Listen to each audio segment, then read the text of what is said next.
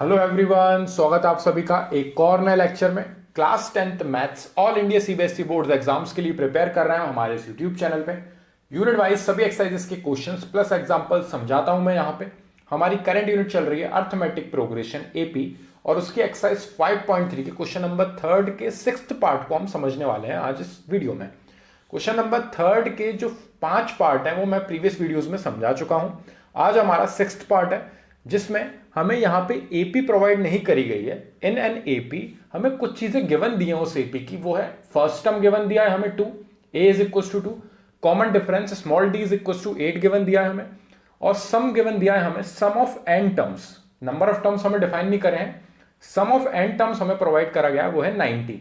Find हमें क्या करना है, नंबर ऑफ टर्म्स, और फाइंड करना है हमें nth टर्म an। ठीक है, सो यहां पे ये दो चीज फाइंड करके लानी है, और हमें जो इंफॉर्मेशन प्रोवाइड करी गई है उसकी हेल्प से हम उन दो चीजों को फाइंड करेंगे।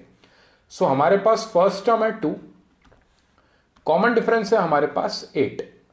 अब अगर आप फर्स्ट टर्म और कॉमन डिफरेंस की हेल्प से एपी बनाना चाहोगे तो आप बना सकते हो, क्योंकि फर्स्ट टर्म आपका 2 है, कॉमन डिफरेंस अगर आपका 8 है तो आपका नेक्स्ट टर्म हो जाएगा 10, उसका नेक्स्ट टर्म आपका हो जाएगा 18, क्योंकि आप देख सकते हो इन दोनों के बीच में कॉमन डिफरेंस कितना है 8, वापस इन दोनों के बीच में कॉमन डिफरेंस कितना है 8, एंड सो ऑन। इस तरीके से हमारी एपी फॉर्म हो जाएगी, और हमारा जो nth टर्म है उसको हम an से लिख सकते हैं यहां पे इस तरीके से।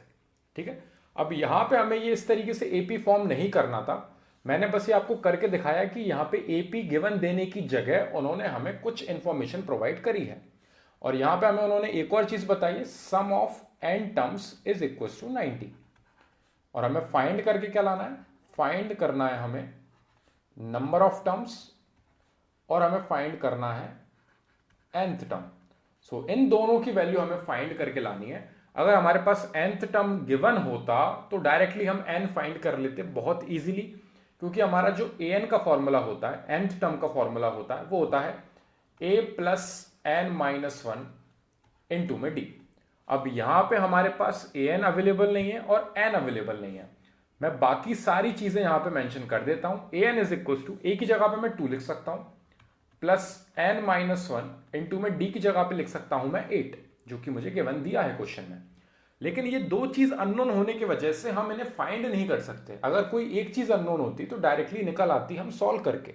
ठीक है, सो यहां पे हमें सबसे पहले सम के फॉर्मूले का यूज करना पड़ेगा, और जो हमें sum of n terms provide कराया गया है 90, उसकी हेल्प से हम यहां पे नंबर ऑफ टर्म्स फाइंड करेंगे।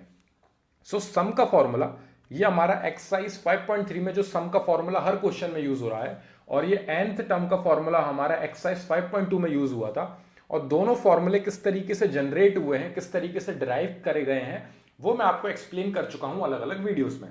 और हमारा जो सम का फॉर्मूला होता है वो होता है n अपॉन 2 ब्रैकेट में 2a plus n minus 1 into में d। ये हमारा सम का फॉर्मूला होता है। ये किस तरीके से बना है फॉर्मूला, ये मैं बनाना बता चुका हूं। किसी को अगर ये मेमोराइज करने में दिक्कत होते हैं ये दोनों फॉर्मूले, तो आप जाके उस प्रोसेस को समझ सकते हो कि ये फॉर्मूला जनरेट किस तरीके से हुआ है। ठीक है, अब यहां पे हम सारी वैल्यूज ले जाके रख देंगे। Sn की वैल्यू हमारे पास 90 अवेलेबल है, सो हम यहां पे 90 रखेंगे Sn की जगह पे। 90 is equal to n upon 2, n हमारे पास अवेलेबल नहीं है, वो हमें फाइंड करके लाना है। 2 इंटू ए की जगह पे हमारी वैल्यू आएगी प्लस का 2, प्लस n माइनस 1 इंटू में d है हमारा कॉमन डिफरेंस प्लस का 8। बाकी सारी वैल्यूज हमने यहां पे मेंशन कर दी हैं। हमारे पास Sn अवेलेबल था 90, वो रखा हमने, a हमारे पास 2 था गिवन, और 8 हमारे पास था कॉमन डिफरेंस गिवन। तीनों वैल्यूज को यहां पे हमने सब्स्टिट्यूट करा। n हमारा अननोन है, उस n को फाइंड करेंगे। सो यहां पे हमारा नॉर्मल प्रोसेस है, ये 2 यहां पे डिवाइड में, उसको वहां ले जाके हम कर देंगे मल्टीप्लाई में। सो यहां पे वैल्यू आ जाएगी हमारी 90 के साथ 2 मल्टीप्लाई में पहुंच जाएगा, इज इक्वल टू ये n यहां पे हमारा सेम हम इस तरीके से लिखेंगे, 2 2 हमारा हो जाएगा 4, प्लस n माइनस 1 का 8 में मल्टीप्लाई करेंगे। सो 8 का पहले हम n में मल्टीप्लाई करेंगे तो 8n आ जाएगी वैल्यू, और फिर 8 का माइनस 1 में मल्टीप्लाई करेंगे तो माइनस का 8 आएगी वैल्यू। सो यहां पे ये ब्रैकेट जो था इसमें हमने 8 का मल्टीप्लाई कर दिया दोनों वैल्यूज में। सो 8n माइनस 8 आ गई है वैल्यू हमारी यहां पे 8 का मल्टीप्लाई करने के बाद, और 2 2 4 हमारा आगे मल्टीप्लाई होके लिखा हो गया। अब हम इस ब्रैकेट को सॉल्व कर लेंगे बस। क्योंकि हमें यहाँ दिख रहा है कि ये प्लस का 4 है, माइनस का 8 है, तो ये हम सिंप्लीफाई कर सकते हैं और 90 का 2 में मल्टीप्लाई कर देंगे तो हमें वैल्यू मिल जाएगी यहाँ पे 180। 180 is equal to n multiply में ये 8n को मैं आगे लिख रहा हूँ और ये -8 और +4, तो हमारे पास माइनस का 4 रिमेनिंग बचेगा, क्योंकि प्लस माइनस माइनस होगा तो 8 आपकी बड़ी वैल्यू है, इसलिए 8 में से आपके 4 सब्ट्रैक्ट होंगे तो माइनस का 4 आएगा, क्योंकि माइनस का 8 अवेलेबल था और प्लस का 8n हमने आगे लिख दिया है। अब यहां पे हम इस n का मल्टीप्लाई अंदर दोनों में कर देंगे। सो यहां पे अंदर मल्टीप्लाई करने के बाद 180 इज इक्वल टू हमारी वैल्यू आएगी 8n² माइनस का 4n। जैसे हमने यहां पे 8 का मल्टीप्लाई अंदर दोनों में किया था, वैसे ही n का मल्टीप्लाई अंदर दोनों में करेंगे। n का 8n में मल्टीप्लाई करने के बाद 8n² आएगा और n का -4 में मल्टीप्लाई करने से माइनस का 4n आएगा। अब आप यहां पे देख सकते हो कि इन दोनों के पास 4 अवेलेबल है, क्योंकि 4 2 8 होता है और 4 1 4। सो मैं यहां से अगर 4 कॉमन ले लूं दोनों में से और इसको उस साइड ले जाऊं 4 को, तो वहां पे 180 को ये कैंसिल आउट कर देगा थोड़ा बहुत। सो अगर मैंने यहां पे 4 कॉमन लिया तो हमारा अंदर ब्रैकेट में बचेगा 2n² माइनस का n, क्योंकि देख सकते हो आप ये जो होता है हमारा 8 4 इंटू 2, तो 4 अगर बाहर गया तो जो रिमेनिंग 2 है वो अंदर बचेगा। आप चाहो तो जस्ट इसका अपोजिट करके देख लो, 4 का मल्टीप्लाई 2 में करोगे तो 8n² ऊपर आ जाएगी वैल्यू, और 4 का मल्टीप्लाई -n में करोगे तो माइनस का 4n आ जाएगी वैल्यू। तो मैंने यहां पे सिर्फ 4 कॉमन लिया है ताकि इस 4 को जो यहां पे मल्टीप्लाई में है उस साइड में ले जाके 180 के नीचे डिवाइड में ले जा सकूं। So 180 divided by 4 is equal to 2n² minus का n। अगर यहां पे इसके पास भी 2 अवेलेबल होता तो हम 2 भी कॉमन ले सकते थे, लेकिन यहां पे नहीं है, इसलिए और कुछ कॉमन नहीं लेना है हमें। हम यहां पे क्वाड्रेटिक इक्वेशन बना रहे हैं। क्वाड्रेटिक इक्वेशन हमने यूनिट 4 में बहुत अच्छे से पढ़ा है। सो यहां पे पहले मैं 4 से इसको कैंसिल आउट कर लेता हूं। 4 से कैंसिल आउट हो रहा है ये 45 टाइम्स, डायरेक्टली मैंने लिख लिया। आप चाहो तो साइड में इसको डिवाइड करके देख सकते हो अगर आपको इस तरीके से कैंसिल आउट करने में दिक्कत है, क्योंकि देखो 4 4 16 यहाँ पे 18 था, 16 आपके गए तो आपके रिमेनिंग 2 बचे, सो 20 बचा आपका। 20 आपका 4 से कैंसिल आउट होता है 5 टाइम्स, 4 5 20। सो यहाँ पे 45 आ गई वैल्यू। अब इस 45 एक बार और मैं लिख देता हूं इस इक्वेशन को, 45 is equal to 2n² minus का n। अब इस 45 को मैं उस साइड लेके जाऊंगा ताकि मेरा यहां पे 0 बचे और यहां पे आ जाएगी मेरी value 2n² minus n minus का 45। ऐसा मैंने क्यों किया? क्योंकि हमारी जो क्वाड्रेटिक इक्वेशन होती है वो होती है ax² plus bx plus c is equal to 0 के फॉर्मेट में। अब यहां पे हमारा x के टर्म्स में वैल्यू अवेलेबल नहीं है, हमारी n के टर्म्स में वैल्यू अवेलेबल है, तो मैं इसको लिख सकता हूं an² plus bn plus c is equal to 0। ठीक है, सो यहां पे ये वाला पार्ट हम हटा देते हैं। हमारी इक्वेशन हमारी इस फॉर्मेट में रहती है क्वाड्रेटिक इक्वेशन। ठीक है, और इस क्वाड्रेटिक इक्वेशन को सिंप्लीफाई करने के लिए, इसको सॉल्व करके n की वैल्यू फाइंड करने के लिए हमारे पास 3 मेथड्स होते हैं। एक होता है हमारा completing square method. Completing square method हम यूज नहीं करेंगे, वो काफी लेंदी होता है। सेकंड मेथड होता है हमारा फॉर्मूला मेथड, और उसके बाद हमारा एक और मेथड होता है हमारा मिडिल टर्म स्प्लिट। और मिडिल टर्म स्प्लिट हम यूज करेंगे यहाँ पे। फॉर्मूला मेथड अगर आप यूज करोगे तो आपको फॉर्मूले में वैल्यू रखनी है, वो फॉर्मूला हम पढ़ चुके हैं अच्छे से, उस फॉर्मूले में ले जाके आप वैल्यू रखोगे तो डायरेक्टली आंसर आ जाएगा। हम यहाँ पे मिडिल टर्म स्प्लिट करने वाले हैं। मिडिल टर्म स्प्लिट, उसको फैक्टराइजेशन मेथड भी बोला जाता है, जिसमें हम a और c का करते हैं मल्टीप्लाई। a और c का मल्टीप्लाई करते हैं, यानी कि आपको 2 और 45 का करना है मल्टीप्लाई। आपको समझ में आ रहा होगा। देखिए a क्या है आपकी वैल्यू 2, b की वैल्यू क्या है आपकी b, n के आगे अगर कोई भी वैल्यू नहीं है तो माइनस का 1 है आगे, यहाँ पे नेचुरली हमेशा 1 रहेगा इसके साथ मल्टीप्लाई में। ठीक है, ये यूनिवर्सली 1 यहाँ पे है मल्टीप्लाई में। सो माइनस का 1 है हमारी b की वैल्यू और c की वैल्यू है हमारी माइनस का 45। आप चाहो तो यहाँ पे लिख सकते हो a आपका है +2, b आपका है -1, b आपका है माइनस का 1 और c है आपका माइनस का 45, जिसमें हम a और c का मल्टीप्लाई करते हैं, यानी कि 2 और -45 का मल्टीप्लाई करेंगे तो हमारी वैल्यू आएगी माइनस का 90। अब ये जो -90 वैल्यू आई है इसको मैं यहाँ पे बॉक्स में बंद करके रखूंगा, क्योंकि ये मेरे लिए मैटर करेगा आगे मिडिल टर्म स्प्लिट में। ठीक है, फैक्टराइजेशन मेथड में ये बहुत मैटर करती है वैल्यू, ये साइन बहुत मैटर करता है, ठीक है। सो अब यहाँ पे मैंने इसको बॉक्स में बंद किया, मैंने यहाँ पे इसको साइड में लिख दिया है। अब मैं 90 के फैक्टर्स निकालूंगा, ऐसे फैक्टर्स जिनको सॉल्व करने के बाद हमारी बीच वाली वैल्यू आए, ठीक है। सो यहाँ पे 90 के फैक्टर्स निकालूंगा मैं सबसे पहले। सो यहाँ पे आप इसे 2 से कैंसिल आउट कर सकते हो तो आपको वैल्यू बचेगी यहाँ पे 45, 5 से कैंसिल आउट कर सकते हो तो आपको वैल्यू बचेगी यहाँ पे 9, उसके बाद आप 3 से कैंसिल आउट करोगे तो 3 बचेगा, 3 से कैंसिल आउट करोगे यहाँ पे तो आपको मिलेगी वैल्यू 1, ठीक है। सो ये हमारे फैक्टर्स आ रहे हैं। अब इन फैक्टर्स को हमें दो पार्ट में स्प्लिट करना है। अगर आपको ये मिडिल टर्म स्प्लिट अच्छे से आता है तो आप डायरेक्टली इसको सॉल्व नहीं करोगे, आपको दिख जाएगा यार कि 90 वैल्यू है और हमें माइनस का 1 लाना है, बीच वाला टर्म लाना है।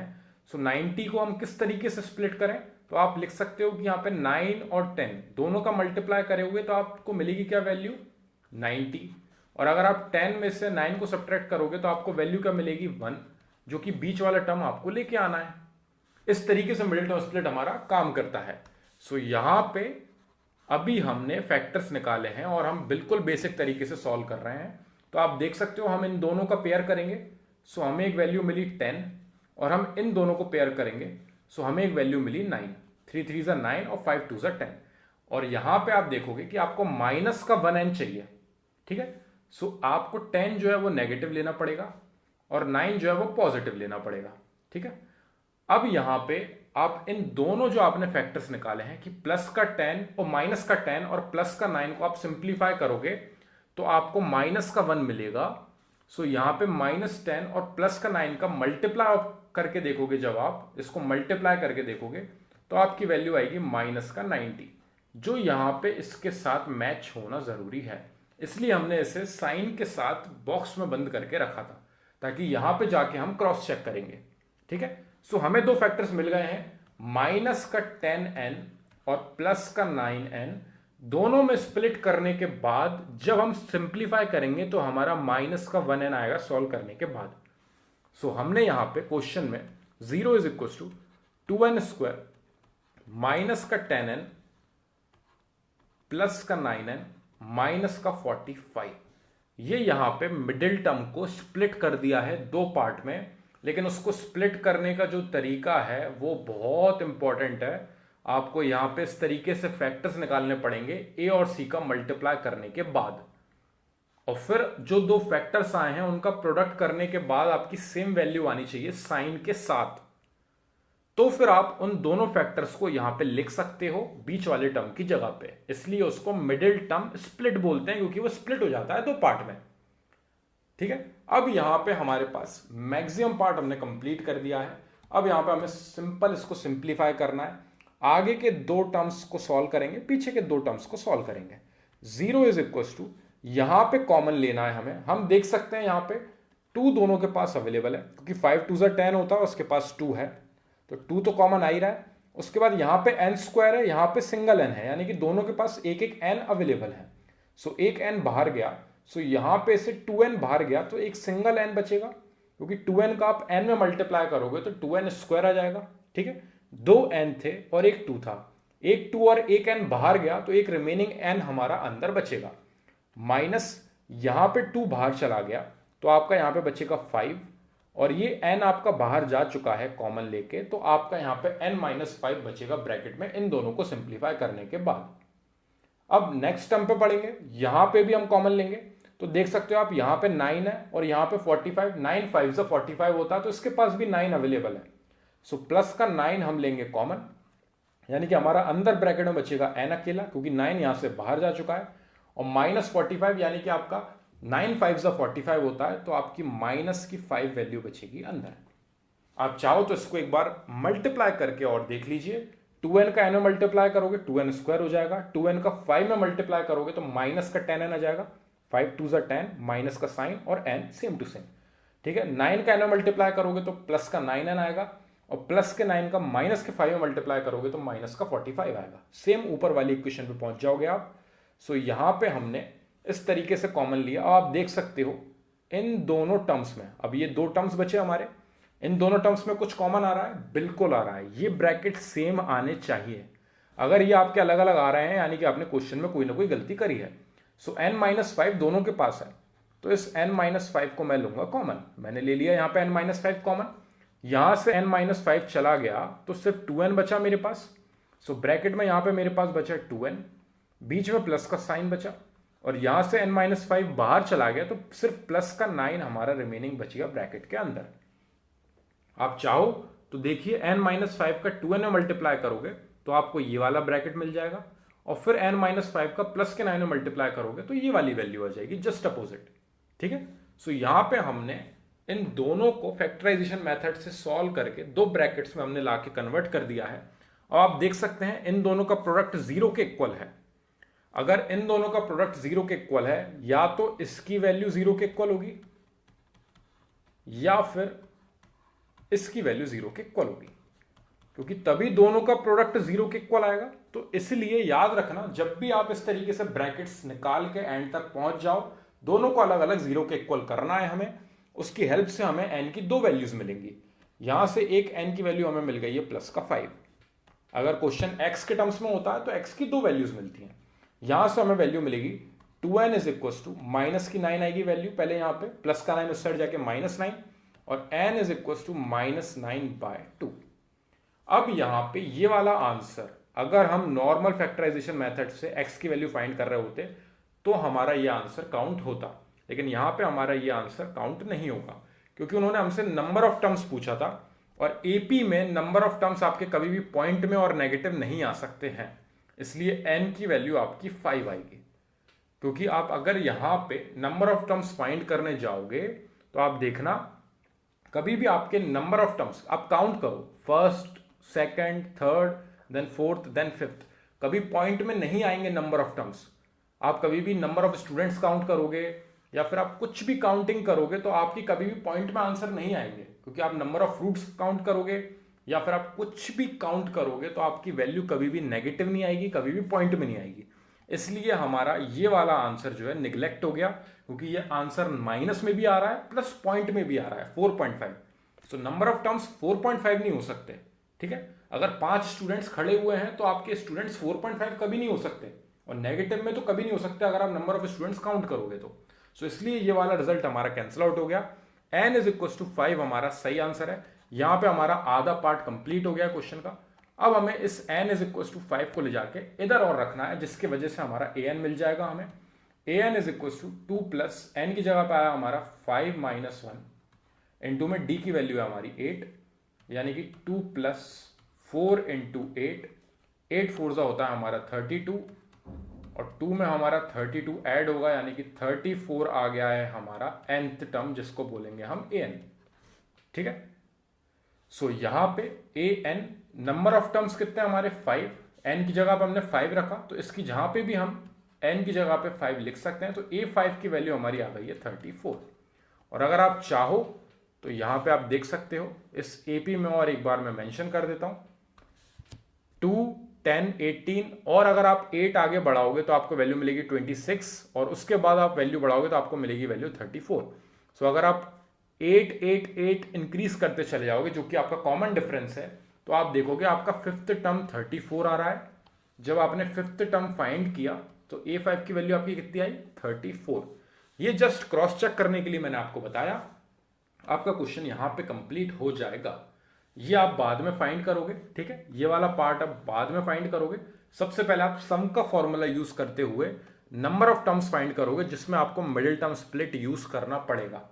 और अगर आपको ये डिफिकल्ट लगता है तो आप फॉर्मूला मेथड यूज कर सकते हो, उसमें आपको फॉर्मूला याद करना पड़ेगा। तो मैं इसलिए प्रेफर करता हूं कि मिडिल टर्म स्प्लिट ज्यादा बेस्ट चीज है, क्योंकि आप फैक्टराइजेशन मेथड एक ही चीज है। देखिए, मिडिल टर्म स्प्लिट और फैक्टराइजेशन एक ही मेथड है, नाम अलग अलग है, दो नाम उसको दे रखे हैं।